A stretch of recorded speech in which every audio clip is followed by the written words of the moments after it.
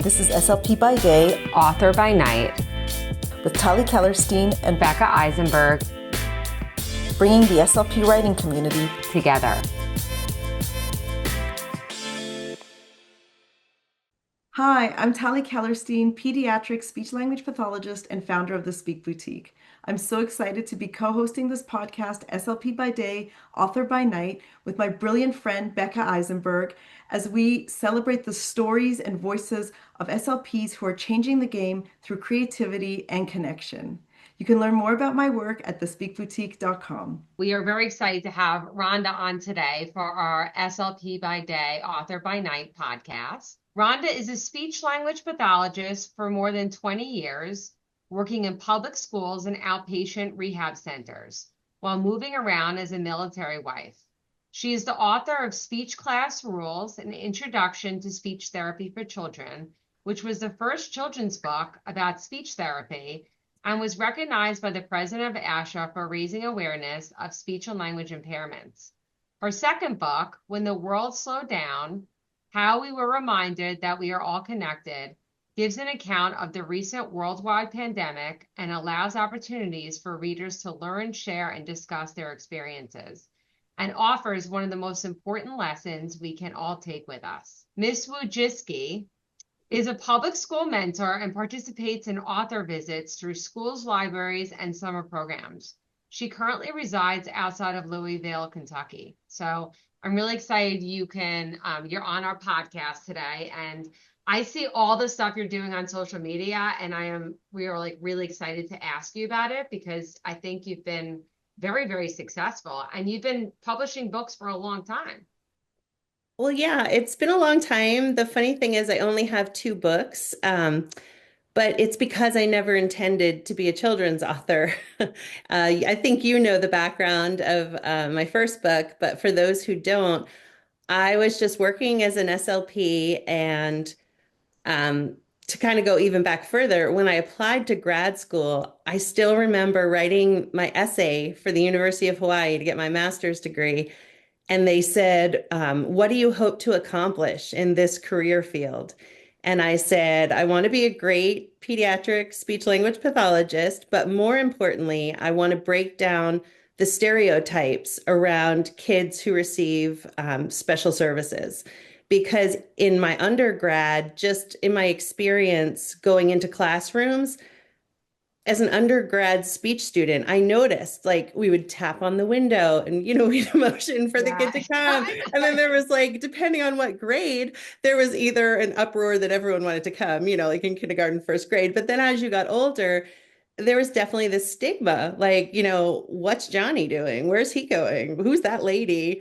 And I didn't like it. And so that was something that was kind of in the back of my brain, from the start. And so when I started practicing, Becca, you know the story, but my husband deployed. I was a military wife. My husband was a Marine. And to keep busy on his deployment, I decided I'm going to write that book I always wanted to write. So this is way back before all these resources existed. I had to figure out, how do you publish a book? How do you start a publishing company? All the things. But it was just me and my newborn at home. So I had a lot of time. So we figured it out. And so I wrote the first children's book that explains what speech therapy is. And so that's how I became a children's author. And I didn't really, I would say, go big with it. You know me back in the days when it was just kind of my side gig. It was kind of a fun thing. I did library programs. I read to my own children's schools and did a couple of things in my area, but I didn't go very big with it. I sold to a lot of countries through Amazon. Like my book is all over, but Amazon was all I did for years. And so then when it was time, I guess we'll get to that later in the story. I don't even know how many years it's been, but many years later, in my role as a public school mentor, I saw another need for a children's book. And so I was like, you know what? I've done this before. I can do it again, and kind of start it all over again. And now I'm using social media, like you said, because my two college age boys have taught me how. Yeah, but I think also that, and then one more thing, just like I think talking about your experience with doing readings in schools, which I think is, you know, another area that I think, we know how to work in schools, right? Like for Right. sure. But I think, let's say, as a speech pathologist that does work in schools, one of the things is like, how do we approach schools about doing readings? And that's one of the questions I had because, there's so much information out there. We're on a lot of that same Facebook groups and there's a lot of different ways you could do it. But I see that you're in a lot of different schools. And that was one of Yeah. the questions I had for you was, and then we could talk a little bit more about your books, but I'm just curious, like I'm just going to jump right in there about reading to schools. Yeah, so I've had a really unique experience. So I think I can provide a good answer for that because I was in New Jersey for a long time and I was working full time as a speech path and schools. I still moved around quite a bit. So I was in a bunch of different districts, even in New Jersey. But I was contacted by so many schools who asked me to come in and do programs. And at the time, I was like, I can't. I have two kids. We did all the sports clubs. My husband and I ended up, running a bunch of things, volunteering. I just felt like between my job and my family, I just didn't have, the space for that. And so then with the pandemic, my husband's job reloaded us halfway across the country to outside of Louisville, Kentucky. And that's where I was when I came out with my second book and decided I'm going to do this. I'm going to start doing school visits. And the ironic part is I came from New Jersey where the schools have so much money and yeah, I can't tell you how many I turned down because I didn't have time. Then I come here and I send all this stuff out and it's like crickets, and the people I do hear back from were like, this is great. We would love to have you come in, but we don't have money in the budget to do school author visits. And so initially, I just went back to New Jersey a few times because I still have connections in the schools there, and all the places that I worked. And so my first few visits were in New Jersey, but obviously that's not sustainable. I can't keep going back to New Jersey all the time. So I guess it was like a perfect storm in a good way that at that time I found out about Book and Author platform. Right, and I wanted you to talk. I was telling Tali because I'm not sure Tali is familiar with it, but I also No. wanted you to. Okay. So I am in Jay Maletsky's Facebook group, and someone I got to know through there is YobiQ, and she started Book and Author. And she was right around the time I was coming out with the second book. I was like deciding to get into the schools. She had sent something out just asking if anyone was interested in being part of their launch campaign for the app. And when I heard about it, I thought this is the coolest thing ever. It's an app where the point of it is to bring together schools and authors to, kind of streamline the process and make it easier. So I was like, yeah, sign me up. So I was part of their initial launch campaign, and our assignment or our homework, if you will, was that we had to go out and find a sponsor for our first school visit. And then that would fund us and then also them and get the whole thing kicked off and help get the word out. And I couldn't believe how easy it was. I just mentioned it. I was out at dinner with a bunch of girlfriends from my neighborhood, and one of them, a friend of mine, is a realtor. And I mentioned it, and she said she'd be happy to sponsor the whole thing. Like some people were going on Facebook and asking, can everyone give $5, and raising funds like that. And so she was like, oh, absolutely, I'll sponsor you. And so I thought, wow, this might be the way to get this done. Since I had just come off of, asking and approaching all these schools who were like, oh, we would love to have you, but we just don't have the money for it. And so I thought, okay, if it was that easy, I bet there's other businesses who would be interested in doing the same thing. And so that's what I did. And so I've started approaching local businesses who are thrilled to be a part of it. They're like, are you kidding? We would love to give kids books. And I'm sure you saw, I just posted on social media, like our local town magazine just ran a story about the automotive store in town sponsoring two author visits. And so they bought books for all of the kids and they were thrilled because, they got to provide books to the local elementary school. And the school was thrilled because they got an author and a literacy program and free books. So this is kind of the model that I'm like, okay, well, this is working, so I'm going with it. So that's what I'm doing now. That's incredible. Fantastic. Yeah, and I'm also like still really excited about Book and Author, and I'm plugging that where I can. It's just in its infancy. So if I was in New Jersey, I think there would be more opportunity, New York, New Jersey area. But I'm still like promoting it here and hoping that a lot of schools sign up here and that it grows in this area because it's an incredible platform and I really want that to take off too. Wow. Yeah. And so right now, so you like as far as maybe you could just talk a little bit also about your second book and the Sure. process in publishing and how it was different than your first book. Sure. Okay. So this is When the World Slowed Down. So my favorite thing about this book, which I didn't know was a possibility with my first book, is that sorry, it's a little messy, but I made the dust jacket a reversible poster. Oh, Oh, that's really beautiful. cool. I didn't So realize when that you 'cause I open have it two of up, your books. I have so two of your books. So I didn't even realize that. I'm gonna show that off. see, and it's so funny you say that because I just said to someone, I really need on the next print run to put a big sticker on the front that says open up for free Yeah. poster or something like that Mhm. because Yeah. I've noticed that when I went to like the Louisville Book Festival, and when I showed people that, other people came over and they were like, that is so cool. And then they bought a book. And I thought, oh crap, when I'm not here and I'm not showing people, they're not realizing that. So Well, you can also get a sticker made and then just add it to the covers too.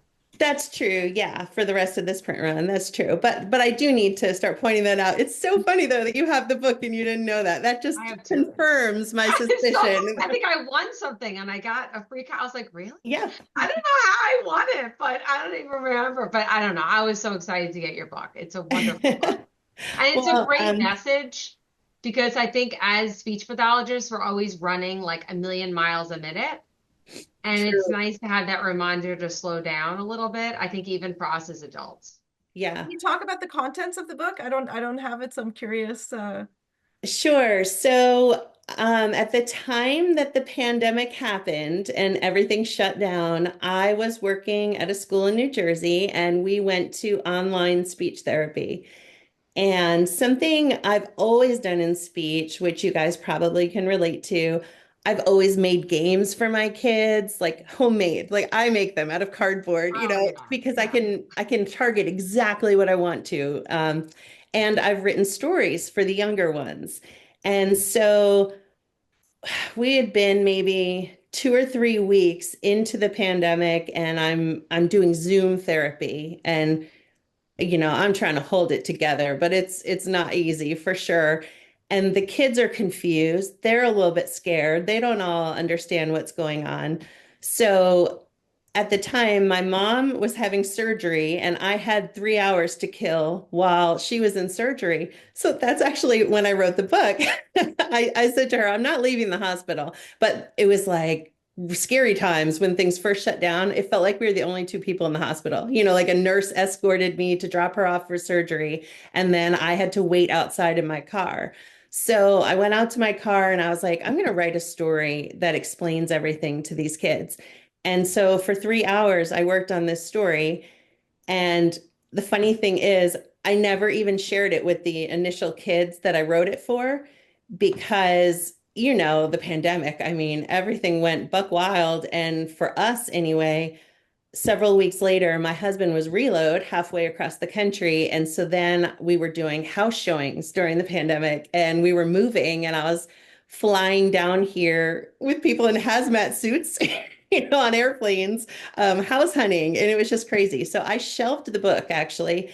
And once I got to the Louisville area and got settled, I decided I didn't want to go into the schools right away and do speech. So I ended up becoming a public school mentor. And I instantly, when I was working with kids, realized, oh my gosh, these kids need that book that I started writing. So, because I was spending so much time answering their questions about what the heck was going on in the pandemic. So I ended up pulling it out, and I was like, I don't know if I can do this. So many years have passed since I did speech class rules. I'm sure everything is totally different. And so I started kind of jumping around on Facebook, looking at different author groups. And that's when I found Jay Maletsky's group. And they were talking about, I think they had just been to Vegas for their first summit. Yeah, no, And I was like, I oh, remember, like, because I'm in the same group, so what's that? I'm in the same group, so I'm following. I totally. Okay. Okay. So I see that and I'm like, oh, I missed it. I think they were just about to go or something, but I couldn't go. Um, And so I'm tracking along with the group, and then I don't know where in the timeline this is. I don't remember exactly how it falls, but the bottom line is they were going to Nashville to meet up for their second summit. And I thought, I read all about the summit, and it was like all the latest and greatest. And I thought, oh my gosh, I live 3 hours from Nashville. I should totally go to this and see if I think I can do it. And if I can publish a children's book successfully and catch up on everything that I've missed. So I went to Nashville and I left there feeling completely able to do this and fired up, and came home and immediately um, edited, hired my professional editor, and just dove right in, found my illustrator, printer, the whole thing. And I've kind of like not looked back since then. That was summer of 23. I went to Nashville and the book came out. It took about a year. And so the book came out September, it launched of 24. Amazing. Right. So, Congratulations. yeah, Thanks. and I just had who's your printer? So how did you decide which printer? Because I'm assuming that it's not, I mean, I know it's not print on demand because it's hardcover. So, No. So it's funny. My first book, it was so, I'm a military wife. It was so important to me to print in the US. And I came to find out one of the major things that have changed in publishing is that most printers have gone overseas. And so when I, got this all together and started getting printer quotes from the couple of printers that were left in the US, I realized in order to make the hard copy, high quality book that, I wasn't going to cheap out on it. So in order to do it right, I think I was going to lose $2 a copy to print in the US. Like I wasn't going to I was starting out in an impossible situation to make any money on it. And so obviously when you have books like my two, you know, the main objective, I know lots of business people want to shoot me when I say this, but the main objective wasn't to go into this to make $1 million. Like I feel like I have two really important messages and that kind of trumps and my objectives in the process.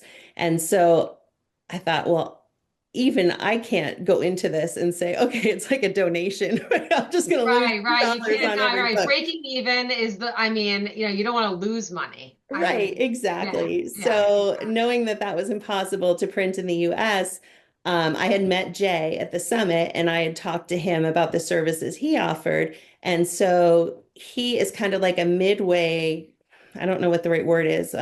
He facilitates printing in China. And so I looked into his company, IAPC, and I met a few people at the summit who had published or printed through him, I should say. And their products were really nice. And I felt like he was a really competent guy. And I just liked knowing a face and having met him and knowing other people who have worked with him. So I did go through his company, IAPC. and I'm super thrilled with it. The product is beautiful. And everyone says that when I go to author visits or to stores, they always say, wow, this book is so well done. And so I've been really, really happy with that. Great. I have Jay's, I have a couple of Jay's books, and he really you can see the importance of quality in them. Yeah, and he's a great author as Yeah, he's a well. I great mean, his author. books Yeah. are awesome. Yeah. Yeah. So, So what's been your process in marketing the book? Because I think that's something that I think that has also changed over the years. Because I know you've had a lot of success with your first book. Um, and I know back then it was like you went through like Northern Speech Services, right? Because you still have hmm a relationship with them. But I wonder, because I know you went to the summit, which I also think is a good resource for people to know Yeah, about. If you are looking into publishing, I think you get so much information from Facebook groups. I mean, our own, of course, which is a good resource, right. but also about different Facebook groups out there. I think you just get a lot of really good information. I know that I've learned a lot. And so what's like kind of been your process with marketing? I think that's like and how that's kind of differed over the years. Yeah, so like you said, it's night and day, and social media has completely changed. I don't know if you and I were connected at the beginning when I had speech class rules, but I used to do when I very first started my author page on Facebook. I used to do something every Friday called Rhonda's Recommended Reads. And so I encouraged like the families of the kids that I worked with in schools, to become part of that and share it with, and I shared it with colleagues and said, share this with your families. And so every Friday I would pick a book that I thought like facilitated speech and language skills and also was easily transferable into an activity for speech, for parents or for speech therapists. And I actually ended up meeting a lot of SLPs. That was like the first SLP authors that I met was through recommending their books. Mm. And it was so much fun, but it kind of flopped in the sense that nobody got what you were supposed to do with social media back then. So people would text or email me and say, I saw your recommended read. That was great. And I was like, no, like comment on there so that other people, because or I would see like a family at my son's, rugby game, and they'd be like, "Oh, we saw that book you recommended, and we bought all of the author's other books. And you're right, they're so great for speech." And I'd be like, "Oh, that's great. Could you go back and, post that?" But they never did, and I think people didn't just post like, they do now. So, it ended up fizzling out because I was like, this is not doing what I intended for it to do, even though it got a little traction. So obviously the social media part is night and day from the first book to the second. Like you said, with the first book, it was recognized by the ASHA president then, and he invited me. Dr. Tommy Robinson was the president of the Scottish Rite, and he invited me to the Scottish Rite National Conference in DC, um, which was pretty wild. Like I got to be his guest of honor and sit with like a bunch of ASHA presidents, which was kind of fun. And he talked about it and he gave a copy to everyone who attended their national convention. So that was actually a way that my book got out in the beginning was because it went to every Scottish Rite clinic. And so every speech path and well, anyone who worked in the Scottish Rite clinics then had copies of my book from that experience. So that was one of the first like ways it spread without being viral, online. Um, and, compare that to when the world slowed down, everything has been online with this book. I started an Instagram. My two college sons said, you have to get an Instagram when your book comes out. And I just didn't get it at first. I would say to them, well, I don't have anything to say. I said in my Facebook page, I like to, share things that ASHA puts out, or, I share things that I see other speech paths And my son was like, no, no, no, you can't do that on Instagram. It all has to be your content. And I was like, what are you talking about? I don't have any content. So it's been a learning curve for sure, because I really didn't even know how to do it when I started. I think my first one might have been like book announcement coming soon. And I was like, okay, that's all I have to say. Then I'll put the cover of the book up. But now I'm getting it. And when I do an event, I'm have someone take a picture, and I've had contests. I've shared, my author visits, and just like my award that I just won, just whenever something happens, now I put it on Instagram, and then I let it follow through to my Facebook so I can do it all at once. Because I still don't want to be on there all the time, but I'm posting as much as I can. Congrats on the award. What was it? Oh, thanks. So When the World Slowed Down just won the Sky Lantern Award. So that was exciting. And I have so many awards that I even want to apply for, but you know how it is. I just don't have enough minutes in a day. So I'm constantly trying to rework my to-do list and bump the really important priorities up. Yeah. So actually, there were just two questions. The first one is, what's a public school mentor? Could you talk a little bit about that? Because you said you got into being a mentor in a public school. I was just curious because I haven't ever heard of that position before. Yeah, so we didn't have that in the public schools in New Jersey, but here in Kentucky, well, in the county that I live in and the nearby counties, I want to say they're in 7 counties. There's a nonprofit that we all volunteer for, and basically any kids who the premise of the whole thing is that kids are 80% more likely to be successful if they have one consistent adult in their lives. Mhm. And so, whatever the reason, a sick parent, a divorce situation, being bullied in the past at school, not really thriving in a new school when a student has moved in, any reason at all, if a guidance counselor or a teacher identifies that this is a student who could really benefit from a mentor, then they are assigned to the program, and we're just there to support them. And so I have a group that I've been with now for 4 years. I started with them in the fourth grade, and so I'm up in middle school with them now. And I let them drive the content of what we do. And they have actually gotten involved in my books because one of the girls came in and her whole thing was, I want to be an entrepreneur. I want to figure out how to be a business person. And I was like, well, I actually know a little bit about that. Let me, show you what I do. And so I, taught them the process of how a book is published. And they were there, of course, when I came back from the summit, and I was like, I'm doing this. I'm going to, do my second book. So I had them come alongside me in the process. And they actually voted on my editor, or not my editor, sorry, my designer and my illustrator. Mhm. And my group happens to be particularly shy. And I'm encouraging all of them to be writers, and they don't even like to read what they've written in front of each other. So I say, that's okay. And I read their stuff in our sessions. So, as a culmination of the book and all the progress they've made last year, I actually set up this program where we went to a nearby elementary school and they read my new book to the first grade. And it was like, I get goosebumps thinking about it because I was so proud of them and they were so proud of themselves. And I mentioned them in the acknowledgments, and they showed everyone in the whole school, like, we're in Mrs. Wojcicki's book.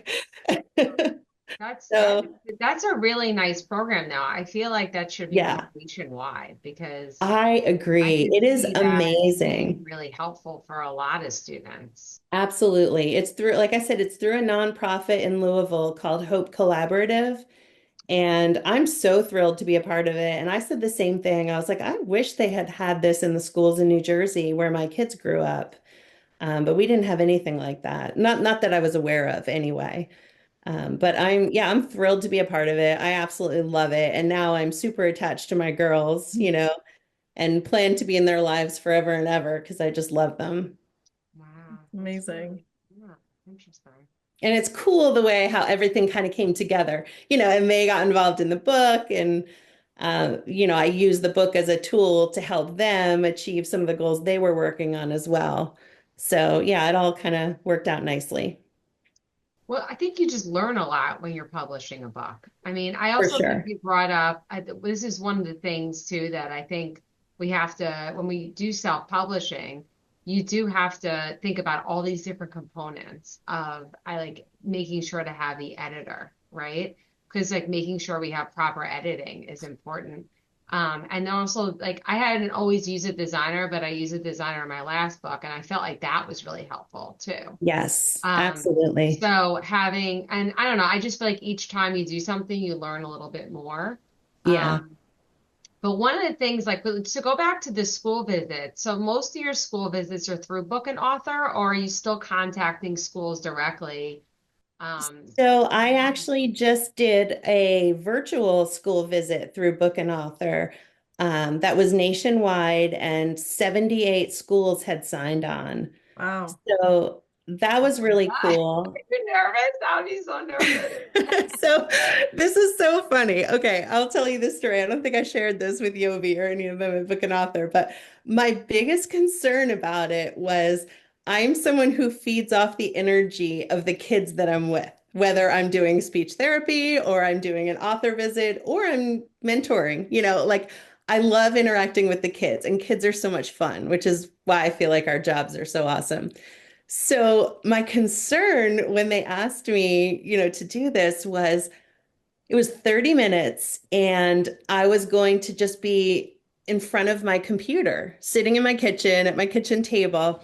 And so I knew like my face would be projected, in the library or the auditorium or wherever, these kids were watching, but I couldn't see them.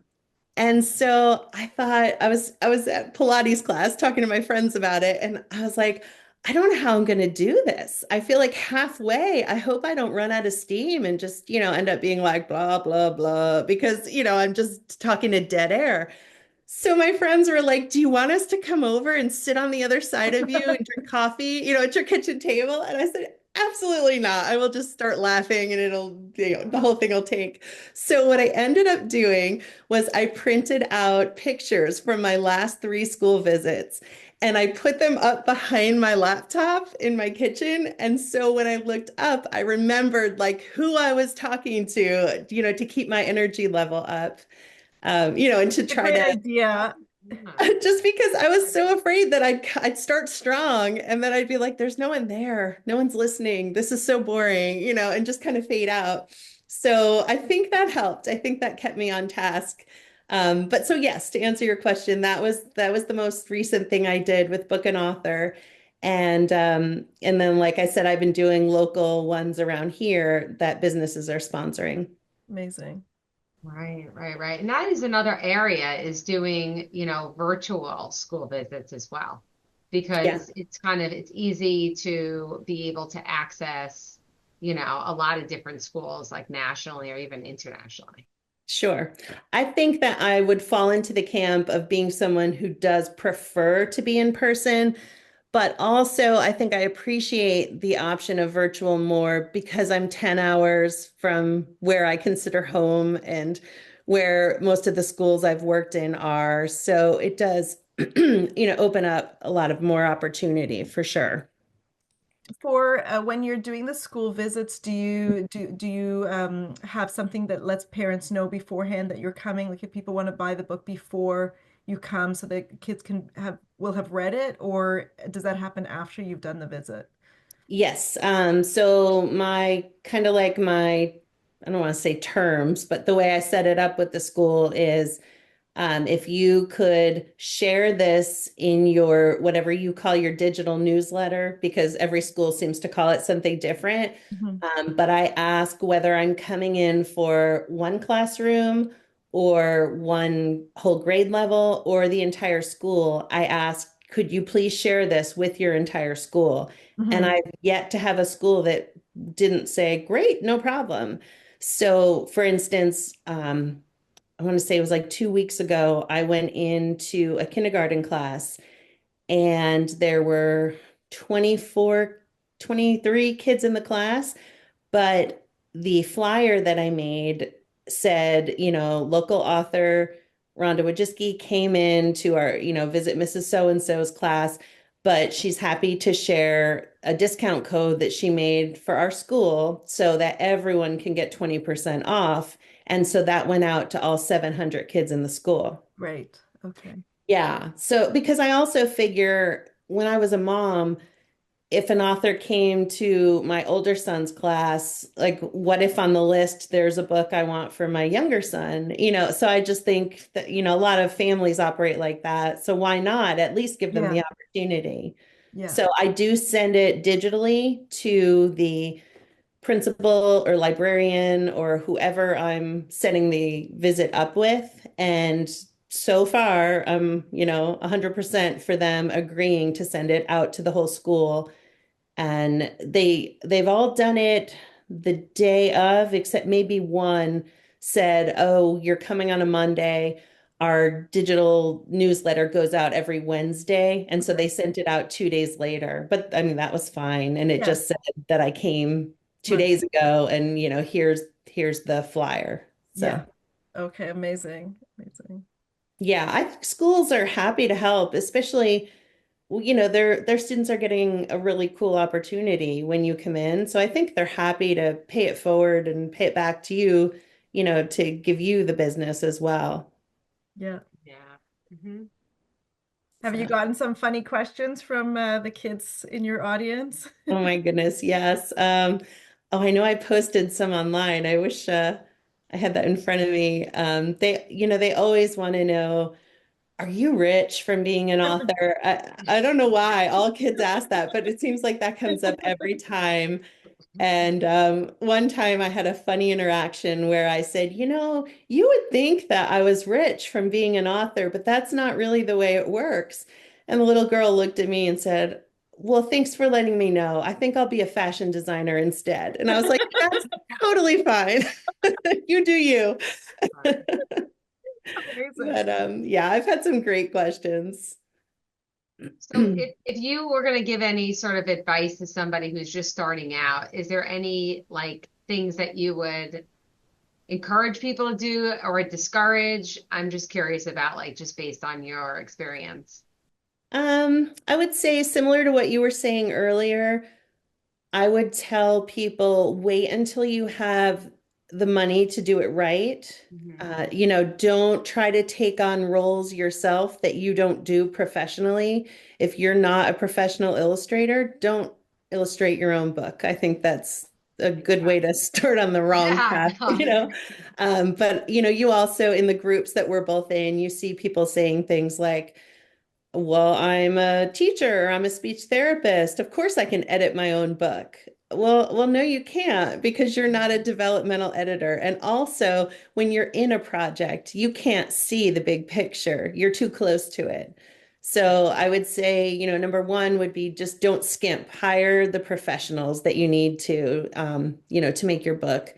And the other thing I would say is don't self-publish if you're not a really organized person. The irony of that is I just cleaned off my desk behind me before I got on the Zoom call. My desk is always like, piles and like to-do lists on post-its everywhere. Yeah, But no, I got the same. yeah, I mean, there's always so much to do, and self-publishing is like a puzzle. You're constantly managing all these different people and all these things going on simultaneously with shifting deadlines. So I would say you have to commit that, you're going to be all in to manage this project and you have to be really organized and on top of it. And if that's not your personality, then that's fine, but I would go traditional. I would just submit the book and let someone else do all of those things because it's challenging. It's a lot of stuff going on. Though it is very challenging to get into traditional publishing as well. You'd need to have the kind of book or material that somebody's willing to pick up. Sure. And so it's kind of that balance too. Um, but definitely nice to have a lot of those things taken off the plate. Right, right. Mhm. Exactly. So where can people find your book? Because I know it's on Amazon. Yes, How about both. your website and your social media so people could follow all of your posts and your updates? Oh, okay. So my website is thespeechplace.com. And I am months long in the process of updating it. You know, it's one of those like million things. So it's not exactly perfect right now, but it's good enough. Um, but I don't actually sell directly through the site. I sell on Amazon. I sell on okiebees.com, which is OAKIEBEES.com. It's an educational site. I now have my book for sale on the Book and Author website, so it's there as well. And then I'm in quite a few retail stores here in Louisville, Kentucky. But I've gradually phased out the stores I was in New Jersey. And sadly, a couple of them closed during the Mm, pandemic. So yeah, they're not even in business anymore. But that's the gist of it right now. And like you said, Amazon. that's great. Can you talk a little bit about why you phased out of the stores? Was that it was just did you decide you wanted to be more an Amazon, or was there anything else around that? Well, no, actually, I'm in quite a few stores here where I am. I think it just had to do with life and me being here.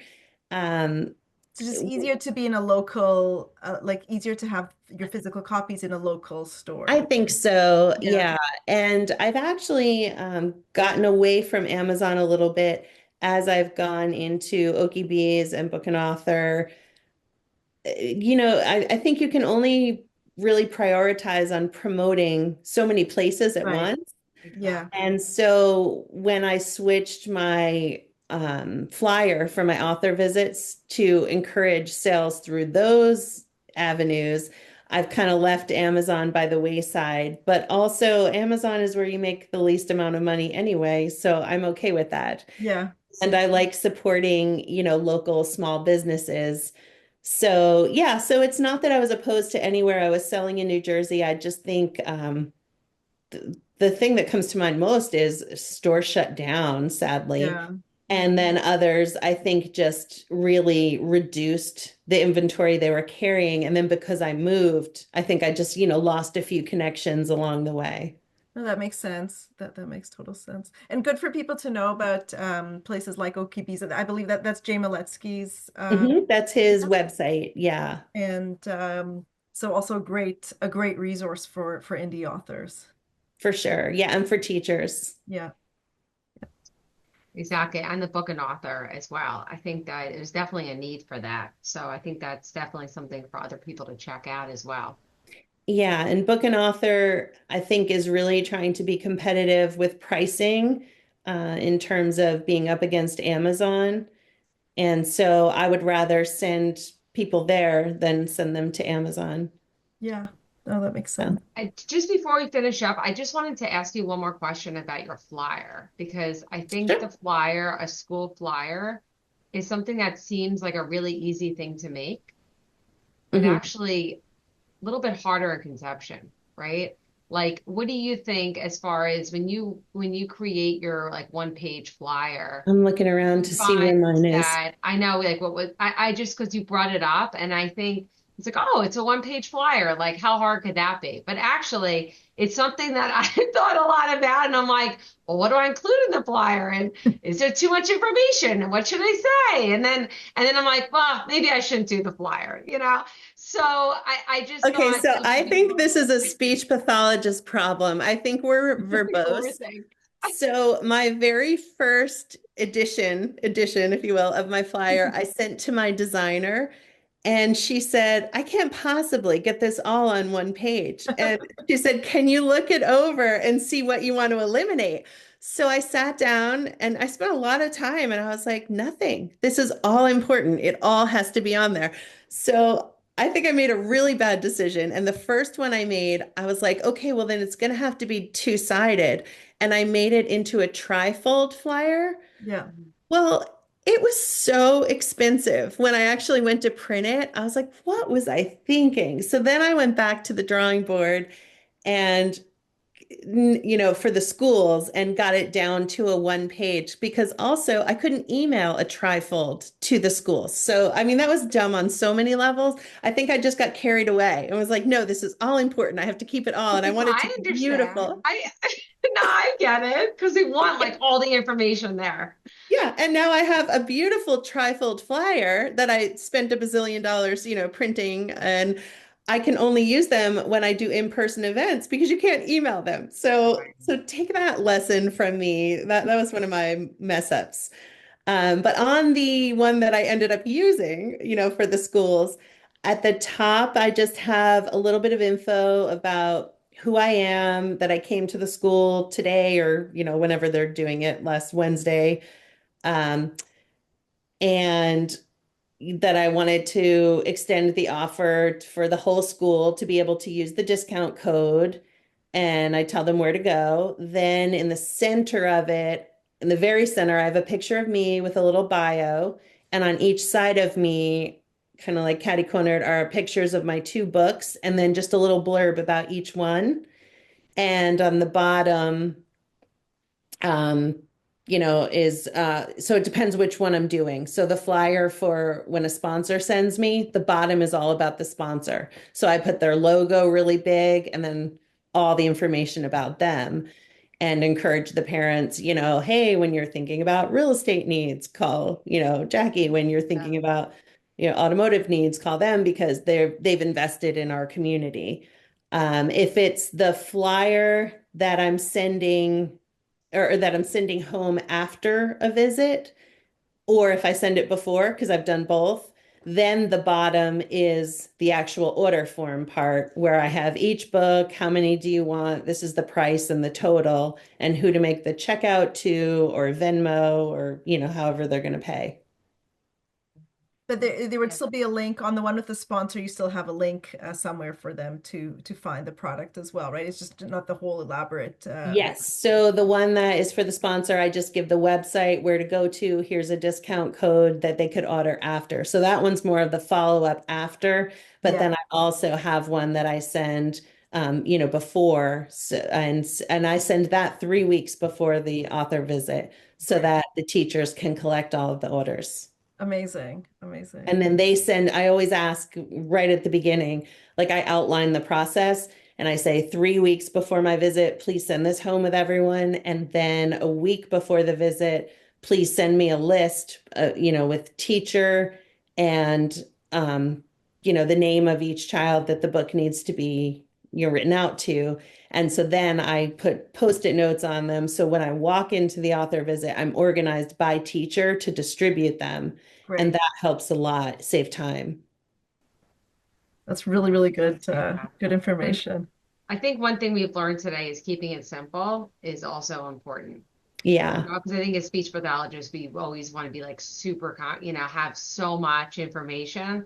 right. You think sometimes like just keeping it nice and simple is like just a lot better because you Yeah. can. My designer was probably like, I'm never working with a speech path again. I 'Cause know. I, I'm like, what are my you talking first about? book. It's all important. Don't take away a single word.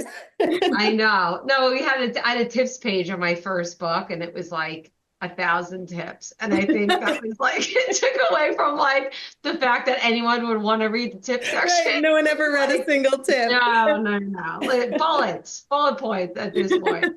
Yeah. Anyway, well, thank you so much, Rhonda, for being with us today. Sure. Thank you so much for having me. This was fun. It's really great for us. Loved meeting you. Same. Thank you.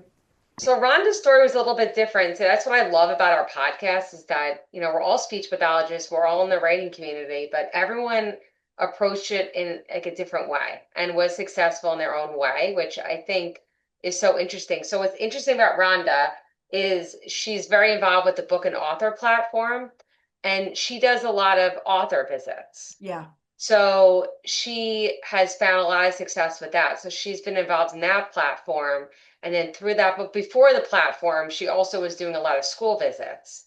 So, and she actually, just to say, she was one of the first people ever to write a children's book about speech pathology, speech class rules.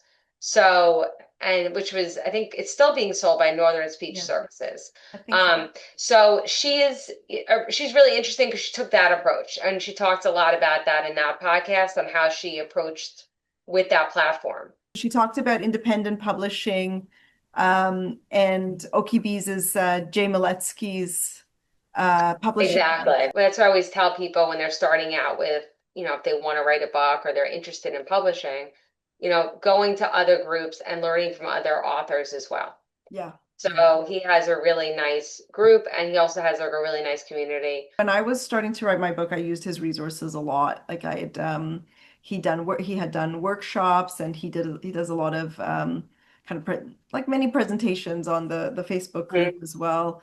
We're going into such a different territory when you're starting to write and publish and create, and it was so helpful just to hear the insight and experience and tips, and nice to see different people will get different things out of it. It was interesting also to hear from her the way her two books are bookmarked, where one was written where her kids were toddlers before we had the explosion of social media the way we do now, and the other one was written after COVID, and in a completely different publishing universe. Those 2 decades made a huge difference, and it was so interesting to hear what those two experiences were like. Exactly. So she has just an interesting, and the other thing is that she also used Kickstarter, which both of us had to use Kickstarter. So I think that's another, like, a crowdfunding campaign could be another great way to raise money. Yeah. So that's another thing. And I think what our whole podcast is about, learning about these different approaches and seeing which one is right for you. It's not to use all of them because you'd be very overwhelmed, but to kind of pick and choose, which one you think would be right for you. And so, I think Rhonda is just like another story of a person who, did something, who's very successful in the way that she marketed her book. Yeah. It's there's as many paths as there are stories, right? Like there's for each, and we can see even within the same author, different product has a different story. I know for mine, it's very, very true. The experience of publishing each of those things had a completely different story to it. So yeah, we've got a very like our big group will have a lot of phenomenal stories. This is SLP by Day, Author by Night, with Tali Kellerstein and Becca Eisenberg, bringing the SLP writing community together.